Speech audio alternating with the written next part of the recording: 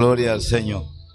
Vamos a la palabra del Señor, amados hermanos. Quiero que busque el Evangelio según San Mateo, Mateo 26, 41.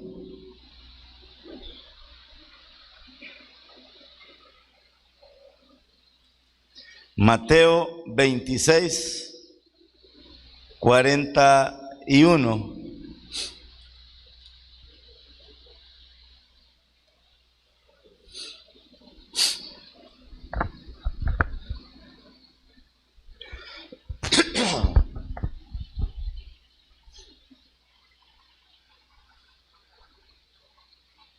Cuando usted lo haya encontrado, le voy a invitar que nos pongamos en pie. Vamos a leer la bendita, santa y divina palabra del Señor. Mateo 26, 41. La palabra del Señor se lee en nombre del Padre, del Hijo y del Espíritu Santo, y dice así: velad y orad para que no entréis en tentación. El espíritu a la verdad está dispuesto, pero la carne es débil. Lo leemos una vez más: velad y orad para que no entréis en tentación. El espíritu a la verdad está dispuesto, pero la carne es débil. Padre bendito, le damos infinitas gracias por su presencia. Gracias por su poder. Gracias por su amor. Gracias por su cobertura. Gracias por estar siempre al cuidado de cada uno de nosotros. Bendiga nuestras vidas, fortalezcanos cada día, permítanos seguir hacia adelante, que no nos descuidemos, que siempre tengamos ese buen propósito en nosotros de poderle buscar, de poderle alabar, de poderle exaltar, de poderle servir. Que no nos acomodemos, que no nos conformemos, que el enemigo no nos detenga allí a su manera, sino que cada día podamos seguir hacia adelante peleando la buena batalla de la que su palabra nos habla. Háblenos por favor a nuestro corazón, se lo suplicamos en el nombre de Jesús. Amén y amén. Podemos sentarnos, amados hermanos. Yo quiero hablarles de 5 o 6 cosas, principios, como usted le quiera llamar, 6 actitudes que nos conducen a nosotros al descuido espiritual. Y perdone que a lo mejor insista en este tema, pero lo siento yo en mi corazón, porque hay momentos, hermanos, que el enemigo nos condiciona. Le digo yo, nos condiciona porque vienen circunstancias y vienen dificultades y vienen pruebas y vienen situaciones que nos mantienen ocupados. No estamos perdiendo el tiempo, no estamos desocupados, nos mantienen ocupados. Y por eso, como estamos ocupados, descuidamos aquellas áreas que son fundamentales, aquellas áreas que son prioridad en nuestra vida, aquellas áreas que, hermanos, debemos de entenderlo nosotros. En el nombre del Señor se los hablo yo. Hay un versículo en la Sagrada Escritura que dice: tú que has puesto la mano en el arado, no puedes volver a ver hacia atrás. Y era la función del que iba cuidando el arado, era tremendamente delicada, porque si él descuidaba la función principal para lo que había sido puesto allí, hermano, la siembra iba a quedar mala, la semilla no iba a caer en el lugar correcto, el surco no iba a quedar en el lugar donde tenía que quedar. Entonces, ¿qué significaba? El Señor utilizó muchos términos agrícolas para hablarnos. Y habla de eso, de que el cristiano, el que ha sido llamado por el Señor, no puede, hermano, estar, o sea, tenemos que estar concentrados en lo que debemos de estar. Porque el enemigo, usted lo sabe, yo lo sé, que la función de él, la misión de él, la tarea de él, el objetivo de él es distraernos. El objetivo de él es que nos descuidemos. Porque le digo yo, en un descuido pueden pasar tantas cosas. El cristiano no tiene tiempo para estar descuidado. El cristiano, los cristianos tenemos que estar haciendo lo que Dios nos mandó. Y allá en el capítulo 23, 24 de Mateo dice que cuando sea la venida del Señor, hermanos, qué lindo sería que nos encuentre haciendo así. Y yo, en mi entender, es que nos encuentre, qué bonito sería que la trompeta suene a la hora que estemos en el culto. Que nos encuentre trabajando, que nos encuentre alabando, que nos encuentre adorando, que nos encuentre sirviendo, que nos encuentre leyendo la Biblia, que nos encuentre orando. Qué bonito sería. Porque, hermanos, quiero que entendamos de nuestra, o sea, nosotros no podemos perder comunión. De nuestra comunión depende, yo se lo decía hace un momento, depende de nuestra familia, depende de nuestra salud, depende de nuestra economía, depende de todo. Yo lo he predicado, de nuestra comunión depende la bendición.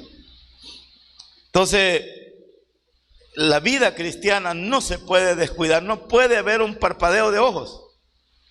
El llamado, la invitación, aquí en el pasaje en el que nos encontramos, Señor Jesucristo llegó al momento antes de la cruz. Llegó al momento, hermanos, quizás podríamos decir, no se le olvide que Él era 100% hombre.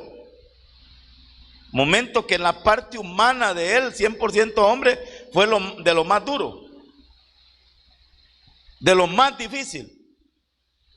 Porque no vaya a pensar usted que Él, yo he oído de muchos, dice, Él era Dios y no sintió nada. Él sintió todo porque él estaba encarnado, Él tenía 100% hombre, era humano. Y es la explicación del por qué hay gente que no entiende, por qué dicen, bueno, si era Dios, ¿y por qué le oraba a Dios? En su parte humana Él oraba a Dios, porque su parte humana era 100% hombre. Jesucristo es el modelo de oración. Siempre estaba orando, siempre estaba buscando comunión con el Padre. El modelo. Y Él, antes de la cruz, Él sintió la carga, sintió pesada la carga, sintió duro lo que tenía que hacer, porque no iba a ser fácil. Él en su omnisciencia ya sabía, hermanos, los golpes que le iban a dar, ya sabía los clavos que le iban a meter. Él estaba sintiendo en su cuerpo antes de que lo viviera lo que iba a pasar. Y Él fue a orar, fue a clamar, fue a suplicar. Porque así tiene que ser cuando nosotros, no solo cuando sentimos la carga, no solo cuando sentimos la dificultad, no solo cuando se nos avecina la tormenta. Pero el Señor, cuando sintió la carga, se fue a orar. Y los discípulos, hermanos, siempre estaban con Él. Pero ellos no tenían ni un momento para orar. Cuando el Señor estaba orando, los encontraba durmiendo. Y de allí es que surge la exhortación. Vea el versículo 40. Después que Jesucristo regresa de orar, el versículo 40 dice: vino luego a sus discípulos y los halló, ¿cómo, hermano? ¿Cómo los encontró? O sea, todos tenemos que dormir, ni modo que no vamos a dormir. Tenemos que descansar. Pero hay horas para descansar y también hay horas para orar. ¿Está conmigo, hermano? Hay tiempo para descansar, hay tiempo para trabajar y hay tiempo para orar. O sea, él estaba orando, pero los discípulos estaban durmiendo. Y de allí surge la enseñanza, de allí surge la exhortación. Dice que vino luego a sus discípulos y los halló durmiendo y dijo a Pedro, hermano Pedro, cuidado, y le dijo a Pedro, así que no habéis podido velar conmigo una hora. O sea, el Señor Jesucristo fue a orar una hora y los dejó allí también para que ellos oraran. Y ellos tenían, mientras él tenía una hora orando, ellos tenían una hora. No es fácil eso, yo sé que no es fácil. Yo sé que cuando nos queremos levantar, el sueño nos vence, el sueño no nos deja. Y ahí es donde surge la exhortación, versículo 41. Y el Señor les da la palabra y les dice, velad y orad. Velad y orad. ¿Para qué, hermano? ¿Para qué? Para que no entréis en tentación. El espíritu a la verdad está dispuesto, pero la carne es débil. Velad y orad. O sea, velad, porque la palabra velad es estar despierto. Por eso se llama la palabra velorio. La palabra velad no es estar esperando un tamal o café con pan. No, velad es estar despierto. Entonces, la primera recomendación que tenemos que hacer, la primera recomendación, el primer llamado de atención, amados hermanos, para no descuidar, porque le estoy hablando yo de cosas que nos conducen al descuido espiritual. Lo primero, para que un cristiano no descuide su vida espiritual, se mantenga encendido, se mantenga activo, se mantenga de pie, se mantenga, hermano, encendido en el Señor. Lo primero es, las dos primeras recomendaciones son las que el Señor les da a sus discípulos, porque lo contrario es estar descuidado, es estar dormido, es estar entretenido, es estar ocupado en cualquier otra cosa. Entonces las dos, o la primera recomendación es mantenerlos en vela y oración. El cristiano tiene que estar en vela, y cuando la palabra del Señor me habla de estar en vela, es no estar descuidado, no estar dormido. No me vaya a entender que usted va a tener que estar despierto 24 horas y después otras 24 horas. Hay tiempo para dormir.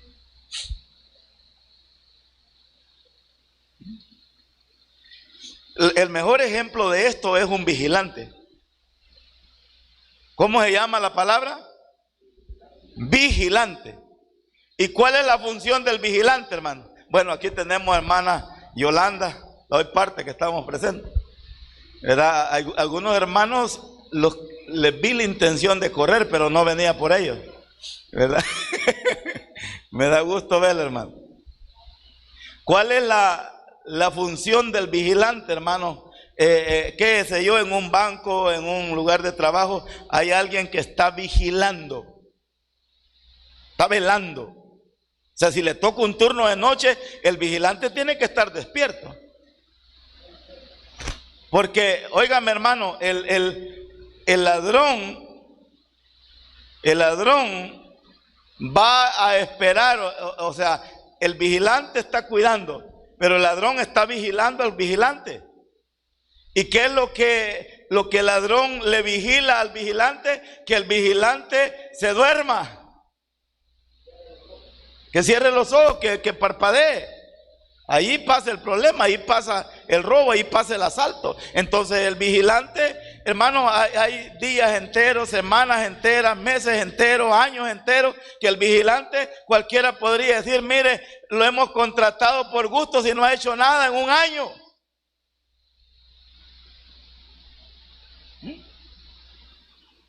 Pero si no hubiera estado ahí, podría ser que hubieran ocurrido un montón de problemas. Entonces, en el ratito que el vigilante parpadea, cierra los ojos, le da sueño, en ese ratito el asaltante aprovecha. En ese ratito el enemigo aprovecha. En ese momentito el enemigo mete el gol. Los futbolistas en un segundo meten el gol. Un descuido. Entonces, la primera tarea que como cristianos necesitamos hacer, hermanos, en el nombre del Padre, del Hijo y del Espíritu Santo, tenemos tantas cosas que nos distraen, tantas cosas que nos afanan, tantas cosas que nos llevan para allá y nos traen para acá, y hay un momento que nos descuidamos. No estamos en vela, no estamos vigilando, y lo que completa la palabra en base a esta recomendación es la oración. No podemos, hermano, yo quiero que entendamos esto, no podemos estar bien en Cristo si no estamos en comunión con Él. Porque ese es el problema de muchos cristianos. No, si yo soy cristiano, sí, no es que yo voy a una iglesia, o sea, y muchas veces la gente lo dice solo para quitárselo de encima a uno, que ya uno ya no le siga hablando. Pero no, o sea, su vida espiritual depende de estar en vela, de estar pendiente de qué es lo que puede estar pasando y de estar en oración, hermano. De ahí depende su vida espiritual, de ahí depende la vida espiritual de nuestros hijos, de ahí depende nuestra economía, de ahí depende nuestra salud, de ahí depende todo.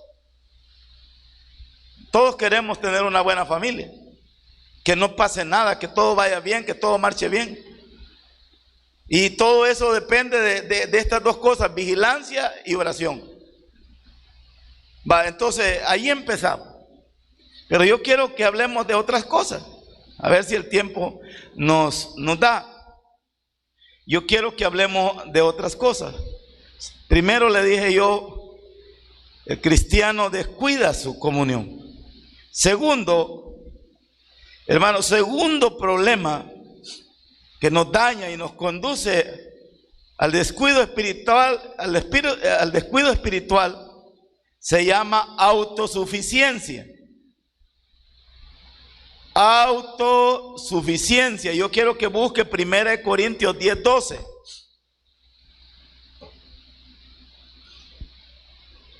Primera de Corintios 10:12.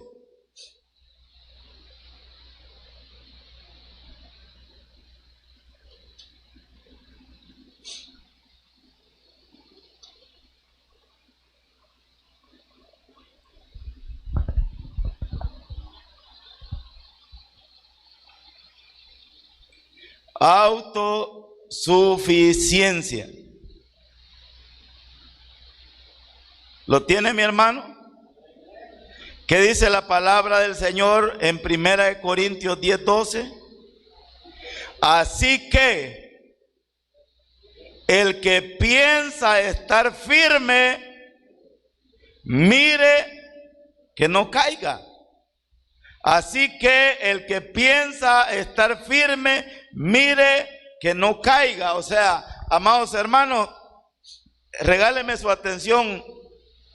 El problema es cuando nosotros, la autosuficiencia es cuando nosotros pensamos que tenemos el control de todo. Y pensamos que la tentación o que el error o que el descuido no nos puede llegar. Uno de los grandes problemas, hablando del descuido espiritual, es que uno, óigame por favor, es que uno no se da cuenta, hermano. Uno no se da cuenta. Una persona que está descendiendo, que está bajando, que está descuidando, nunca reconoce eso. No, yo estoy bien. Usted entrevista a alguien que uno considera que, no, yo estoy bien, yo no tengo problema, estamos bien. Mira, aquí en la casa oramos, aquí en la casa cantamos, aquí en la casa. La palabra del Señor es bien clara. El que piense estar firme, mire que no caiga. O sea, hermano, el que determine estar firme, porque la voluntad y el deseo sincero de no bajar es en nuestro corazón, en nuestro interior.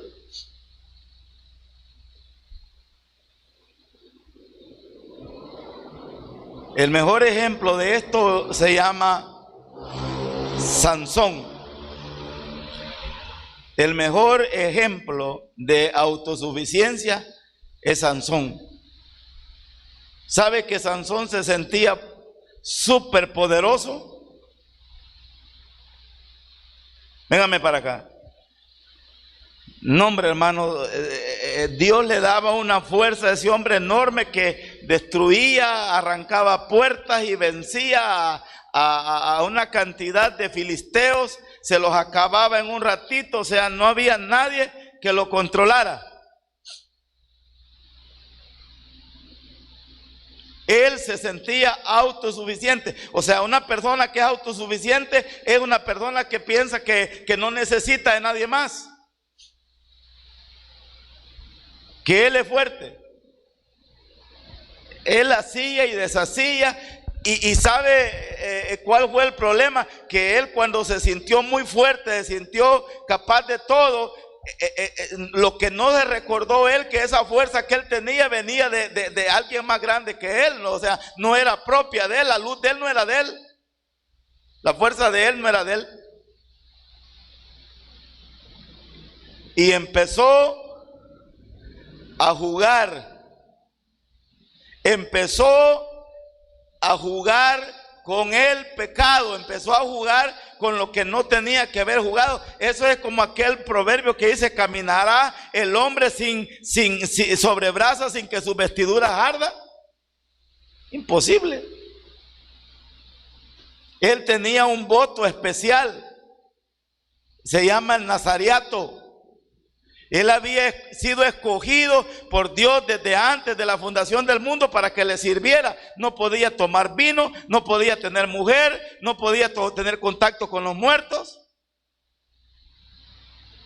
Había un voto especial en él. Y cuando él se sintió autosuficiente, se sintió grande, se sintió poderoso, él pensó que podía hacer lo que él quisiera. Y fue allá a la ciudad, se escapó de sus padres, se fue a la ciudad, y, hermanos, y encontró una prostituta. Y vino a sus padres y le dijo: he visto una mujer allá que me interesa. Ellos le dijeron, ellos sabían que él no tenía que andar en eso porque tenía un voto. Pero cuando ya lo vieron determinado y vieron que no podían pararlo, dijeron: bueno, mira, de todas maneras ya decidiste vos eso, ¿y por qué no buscas una de entre las de tu familia aquí, de tu raza? O sea, gente que sea judía. No, dijo: a mí me interesa aquella, y esa quiero, y esa quiero, y esa quiero, hasta que se la fueron a traer. Estuvo con ese, hermano, a los días se fue y encontró otra que se llamaba Dalila. Y empezó a jugar con ella, que si me amarrara el pelo de esta manera me va a quitar la fuerza. Y la mujer, desde que llegó, sabía él qué es lo que quería.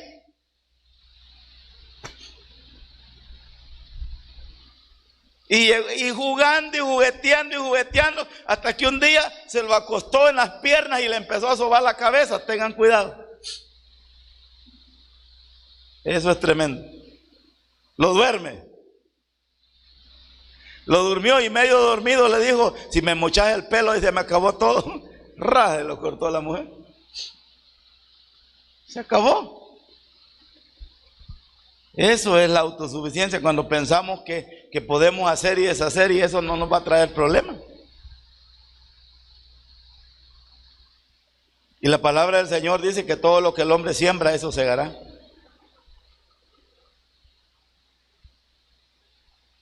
Adán no cayó muerto, inmediatamente mordió la manzana.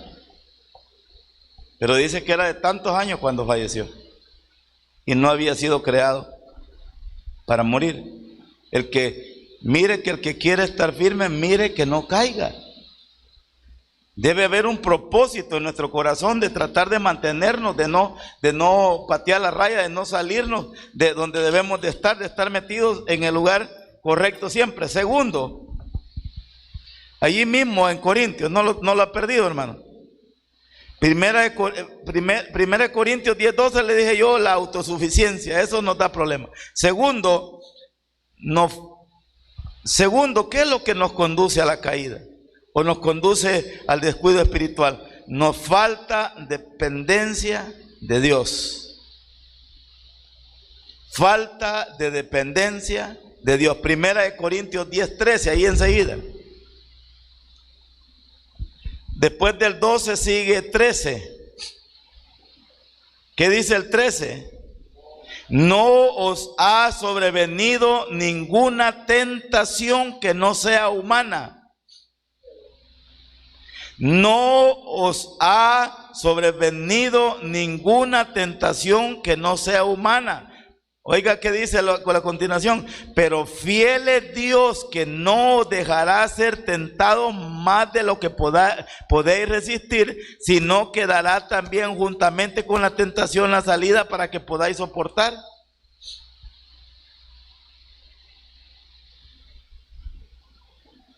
O sea, la tentación la tentación la tenemos, hermano. La tentación, la invitación a pecar, la invitación al error, la invitación a fallar, la invitación para hacer algo indebido, la tenemos permanente, ahí está. Esa está tocando a la puerta, es una alarma que usted tiene cada segundo, ahí está, el enemigo ahí está.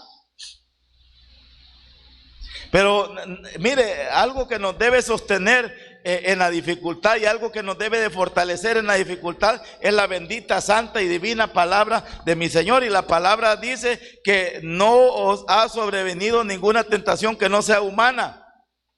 Véngame para acá. Todas las tentaciones que nos llegan, dice el Señor que no nos ha venido ninguna tentación que no sea humana. O sea, ya está comprobado, ya está probado, hermanos, que los humanos la podemos resistir.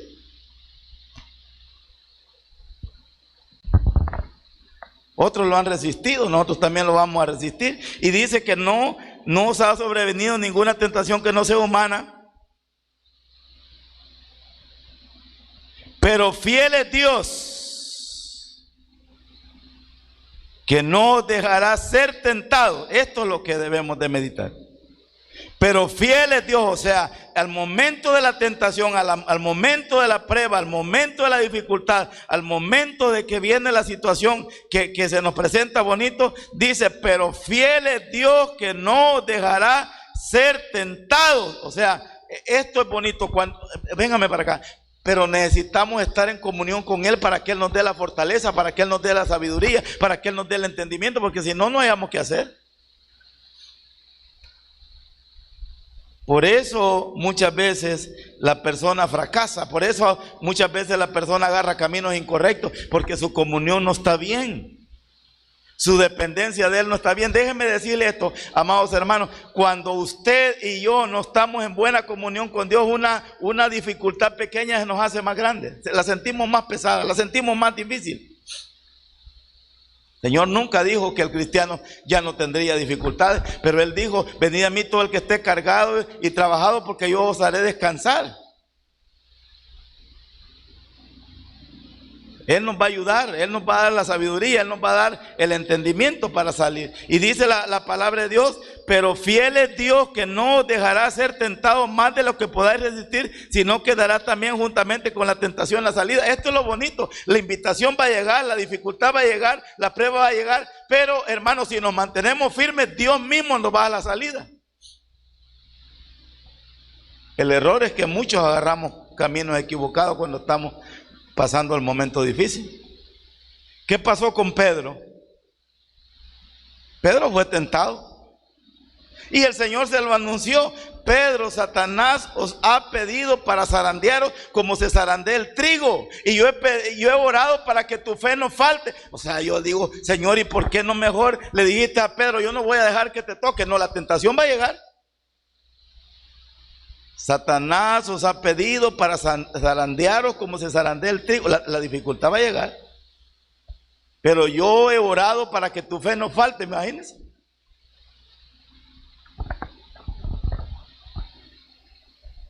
¿Y qué pasó con Pedro? A la hora que llegó la prueba, ¿sabe a qué se refería esto? Porque Pedro lo iba a negar. No aguantó Pedro, lo negó. No pudo estar firme. No, la comunión que tenía no estaba buena. Su relación en ese momento estaba mal. Y le llegaron a preguntar: ¿tú andabas con ellos? Dijo: yo no lo conozco.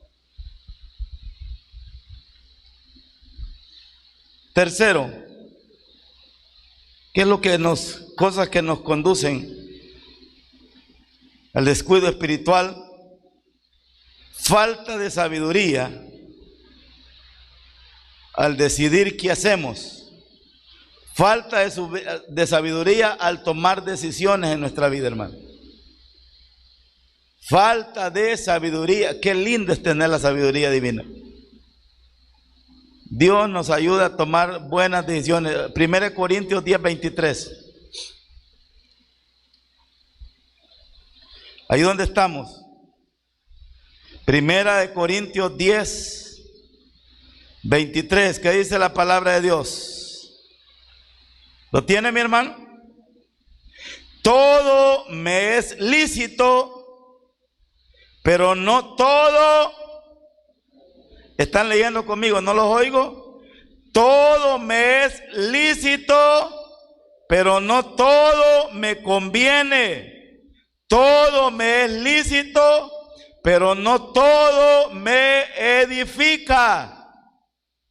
Falta de sabiduría al decidir qué hacemos, al tomar nuestras decisiones. O sea, hermano, si usted me pregunta a mí: pastor, es prohibido, pastor, es ilegal, pastor, me va a condenar Dios por hacer esto, a lo mejor no lo condene. Allí la palabra del Señor, el apóstol Pablo hablándole: todo me es lícito. Yo no estoy bajo la ley. Nosotros estamos en una época que se llama la gracia, pero no hagamos de la gracia la desgracia. Todo me es lícito, todo me es lícito, aleluya, pero no todo me conviene, hermano. O sea, antes de tomar la decisión de hacer algo, antes de decir sí, antes de decir me voy, antes de decir lo acepto, antes de decir lo tomo, tenemos que pensar, tenemos que meditar, tenemos que reflexionar, tenemos que pedirle sabiduría al Señor, tenemos que preguntarle si es su voluntad. El Señor nos ha dado sabiduría para que sepamos discernir entre el bien y el mal. El problema es que muchas veces nos dejamos dejar por emociones de nuestra carne. Nuestro cuerpo nos maneja y tomamos decisiones poco sabias.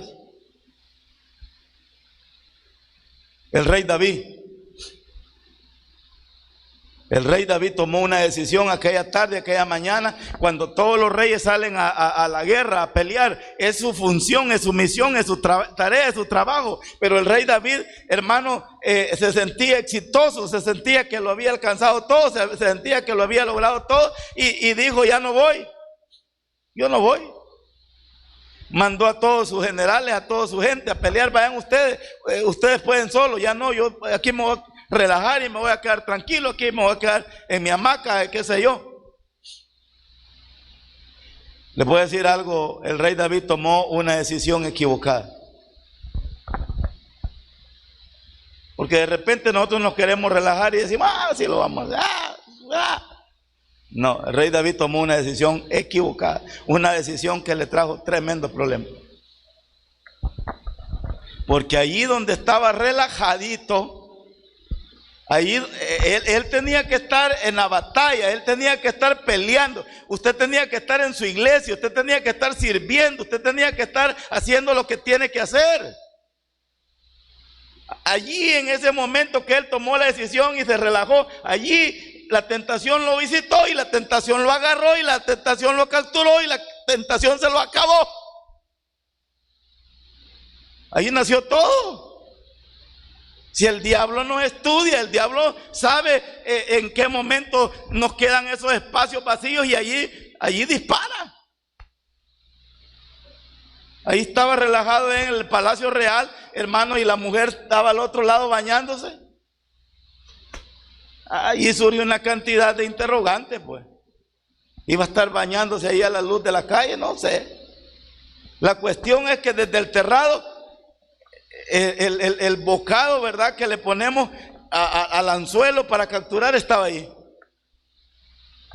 Si él hubiera estado allá en la batalla donde tenía que estar haciendo lo que tenía que estar haciendo por la posición que tenía, él no hubiera sufrido ese problema. Malas decisiones. Y a veces tomamos decisiones que no entendemos lo trascendental que puede ser esto, hasta dónde nos puede abarcar, hasta dónde puede llegar el problema. Y nosotros decimos, eso no hay problema, eso no pasa nada, eso no sucede nada. Y vio a la mujer y no se pudo quedar con eso, sino que rapidito preguntó, ¿y quién es ella? Y le dijeron, es la mujer de Urías Eteo, vayan a traerla. Y se acostó con ella, facilito. Malas decisiones. A mandarla a traer, mala decisión. Acostarse con ella, mala decisión. A los días aparece la mujer y dice, estoy encinta. Dijo, yo soy el rey. A mí no me pasa nada. Yo hago aquí lo que yo quiera. Y mandó a traer a Urías Eteo, lo emborrachó y toda la cosa para que se acostara con la mujer. Y usted sabe la historia, nunca fue con acostar, y ni modo, no lo pudo hacer que se acostara con ella. Entonces escribe una carta con él mismo y le da una orden a su general allá para que lo pongan lo más pesado de la batalla para que lo maten. Decisiones malas, hermano. ¿Cuánta gente estaba involucrándose en esto? Y al rato manda otro mensajero y al rey, el general allá, y le dice, misión cumplida, ya te matamos al que querías que matáramos, ya te podés quedar con la mujer, ya dando a la mujer viuda la puede redimir él. Pero todo lo que le vino a causa de decisiones equivocadas, decisiones sin sabiduría. La palabra del Señor dice, todo me es lícito, pero no todo me conviene, no todo me edifica, no todo me sirve. Hay cosas que nos descuidan, nos alejan, hay cosas que no. Yo presente tengo en aquella esquina allá, me abordó a mí una jovencita, una niña. Me quedó guardado en la mente.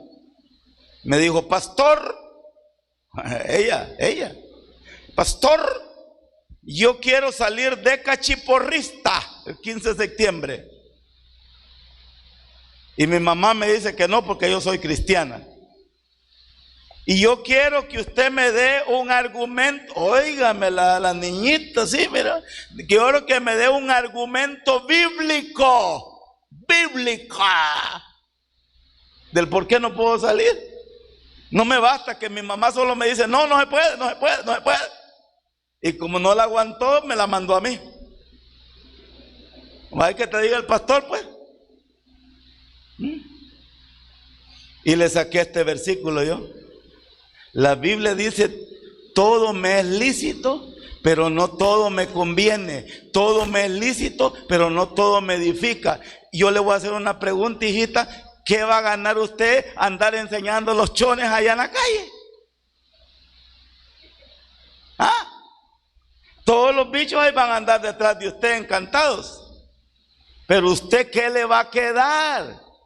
¿Qué va a ganar? ¿Qué va a recibir? Amados hermanos, antes de decir voy a ir, voy a hacer, voy a vender, voy a comprar, hay que ponerlo en una balanza. Si me va a edificar aquello. No se trata solo de que voy a satisfacer mi cuerpo, voy a satisfacer mi carne. ¿Qué voy a ganar? Tal vez eso que voy a hacer me va a conducir a bajar mi vida espiritual. Edificar es para arriba, pero para abajo es descuido.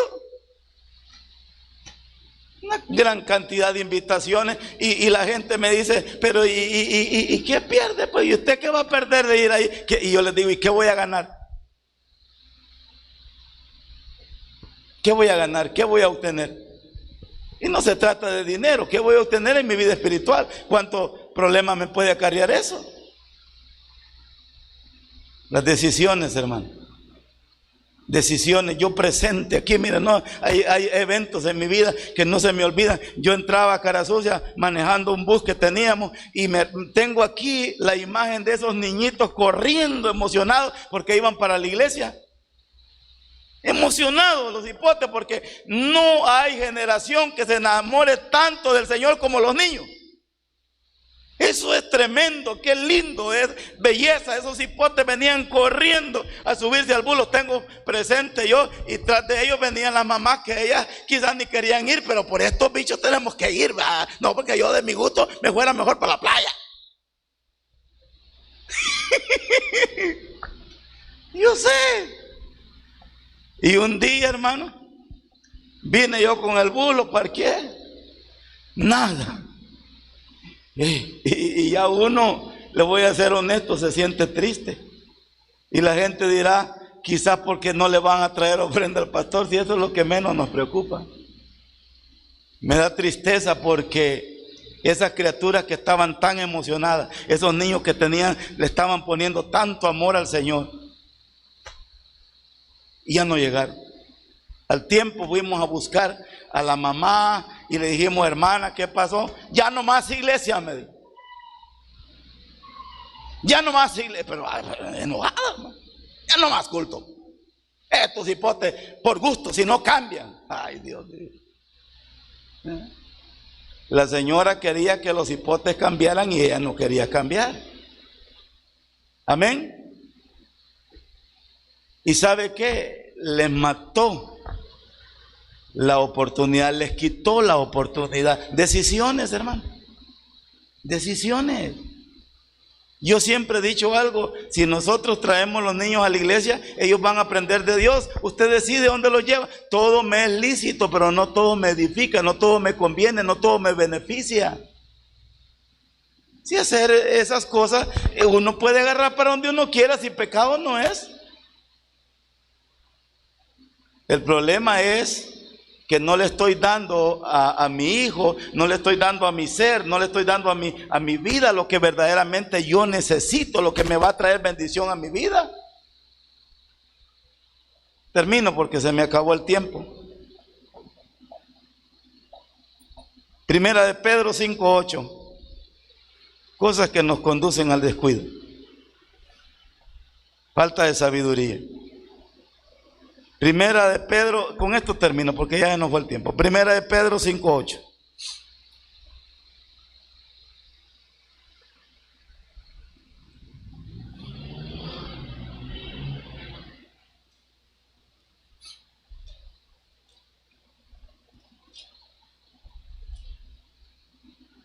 ¿Lo tiene mi hermano?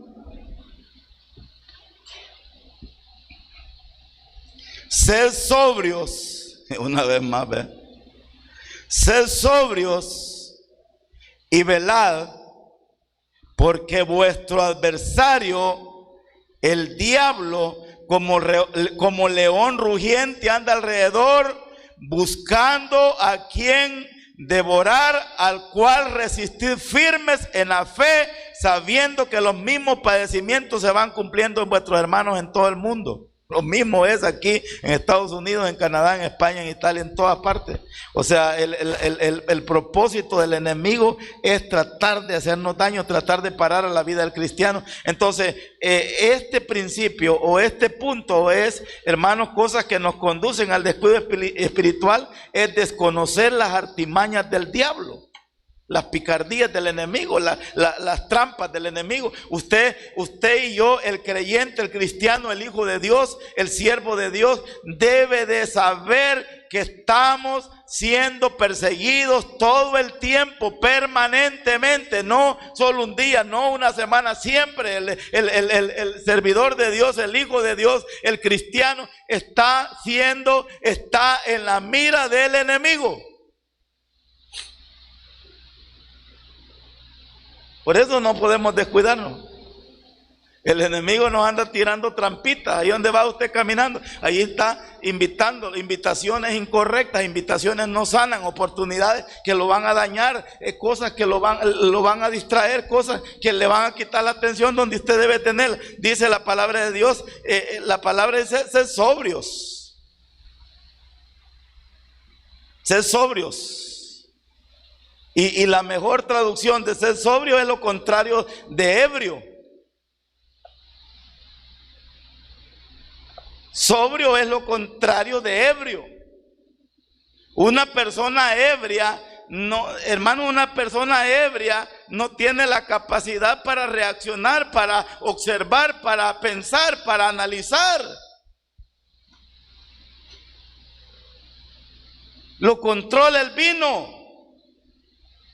Lo controla la bebida, pero una persona sobria debe ser una persona que entiende, que conoce, que observa, que analiza, que piensa, que medita, que reflexiona antes de hacer cualquier cosa. Y que es controlada por el Espíritu Santo, por nuestro Dios, por nuestro Rey, por nuestro Señor. Y así dice Pedro, y mire que para que Pedrito haya escrito esto es porque sabe de dónde viene, porque el enemigo se lo fregó a él, pues. Sed sobrios y velad. Otra vez la palabra, manténgase en vela. ¿Por qué? Porque vuestro adversario, el diablo, el enemigo, ya usted ya lo conoce, ya sabe quién es. No es el vecino, no es aquella persona que a usted le cae mal. No, su enemigo es Satanás, el diablo. Aquí lo menciona con nombre. Dice que la tarea de él, como león rugiente, anda alrededor buscando a quien devorar. El enemigo permanentemente anda buscando, hermanos, a quien busca el enemigo. Óigame, a quien busca el enemigo, al que se descuida. El enemigo no le puede hacer daño a un verdadero creyente, a no ser de que el creyente le abra la puerta y le diga: don Sata, pase adelante, venga a visitarme. El enemigo no lo puede tentar a usted, no lo puede tocar a usted, a no ser de que usted le abra la puerta a usted, a no ser de que usted vaya. A David la tentación le llegó. Si David se queda quieto, ahí no pasa nada. Por eso el siguiente versículo es versículo 9: al cual resistid firmes. Firme. La invitación va a llegar, la tentación va a llegar, la oportunidad va a llegar, pero usted no, eso no es para mí. Yo no, yo soy cristiano, yo soy hijo de Dios, yo me cuido, yo me aparto, yo me alejo, yo me escondo. Yo les digo a los jóvenes, si los demás jóvenes están haciendo relajo ahí en el colegio, en la escuela, se apártense. Que los vean que de verdad ustedes son cristianos. No se junten con ellos. No compartan con ellos, que hablen mal de nosotros, que digan que somos aquí, que somos allá, no importa. Porque vuestro adversario, el diablo, como león rugiente, anda alrededor nuestro buscando a quien devorar. El área de trabajo del enemigo es alrededor suyo. Ahí está siempre. Si nosotros le abrimos la puerta, si nosotros le damos la oportunidad, si nosotros empezamos a blanquear, él ahí se quedó. Ahí va a estar bregando, ahí va a estar molestando, ahí va a estar insistiendo. Por eso el siguiente versículo, el apóstol dice: al cual resistir. No, hermano, no. Fíjese que cuando se le resiste, se va. Pero si usted excede, si usted participa, ahí se quedó. Entonces, amados hermanos, ¿cuáles son las cosas que nos llevan al descenso, al descuido? Uno, le dije yo, no mantenernos en vela y en oración. Dos, la autosuficiencia. Tres, nos falta dependencia de Dios. Cuatro, falta de sabiduría al tomar nuestras decisiones. Y quinto, desconocer las artimañas del enemigo. Vamos a quedarnos ahí porque el tiempo se nos fue. Por favor, en el nombre del Padre, del Hijo y del Espíritu Santo, no esperemos estar hasta lo más profundo antes de seguir descuidándonos. Pongamos la atención debida, hagamos lo que nos corresponde y digámosle sí a Cristo y no a todo aquello que nos separa del Señor. Regálele un aplauso al Señor. Padre bendito, gracias por su palabra. Gracias por el privilegio y la oportunidad que nos da de meditar en ella. Permítanos avanzar. Permítanos caminar. Permítanos mejorar.